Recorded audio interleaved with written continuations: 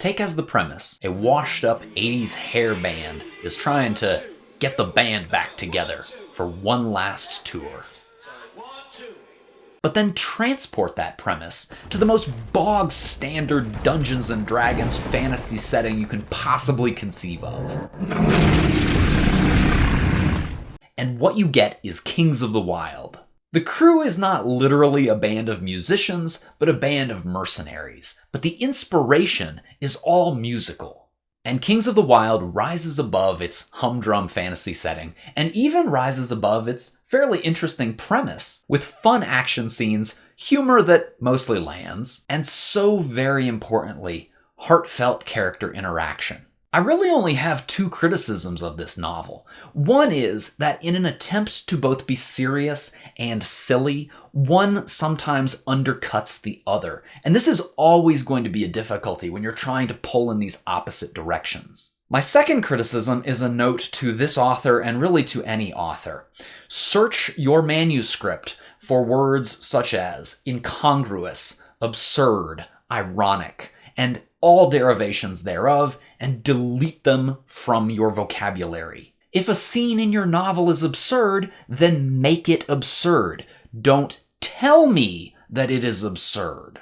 There were a few too many times where I felt like I was getting elbowed in the middle of a scene for the author to be like, hey, did you get that joke? But overall, Kings of the Wyld is fun. It's funny. It's got fast action. It's surprisingly touching and poignant and sad in parts, but it all works because it is sincere. Also, I was a little too hard on the setting earlier, calling it humdrum fantasy. The author adds just enough of his own personal flair to make it his fantasy setting. And I again come back to the movie Willow, which I feel does the exact same thing. It is a safe bet that if you love the movie Willow, you will love this book.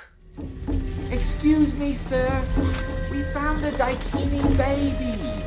Out of the way, Peck. And while we're making such comparisons, fans of Gideon the Ninth should also check out Kings of the Wyld, and vice versa. Kings of the Wyld is definitely geared more toward Gen X dads, whereas Gideon the Ninth is sort of geared toward sarcastic millennial lesbians. But if you're here for violent fantasy action, punchy one-liners, and sarcastic humor, you will enjoy both books. As for what authors can learn from Kings, what strikes me is the author's clear passion for this project, as well as a dedication to the fundamentals of storytelling. For authors seeking some measure of commercial success, there has got to be a mixture of love and grit, of excitement and, dare I say, standardization. Plot beats are used because they work. They provide a framework within which the passion can be channeled. Kings is hitting these extremely basic fantasy quest story beats. But just when you think you've got it figured out, there are some pleasant surprises thrown in,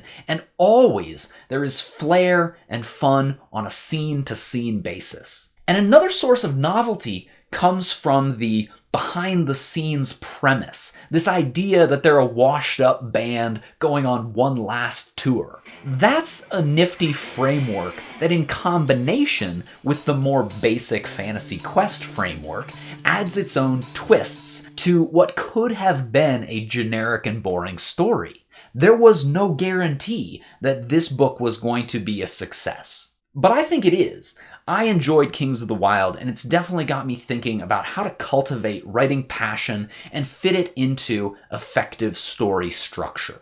Look, right across the board. 11, 11, and most of 11, the and then amps go up to 10. Exactly. Does that mean it's louder? Is it any louder? Well, it's one louder, isn't it? It's not 10. You see, most blokes, be playing at 10. You're on 10 here, all the way up, all the way up, Yeah. all the way up. You're on 10 on your guitar. Where can you go from there? Where? I don't know. Nowhere, exactly.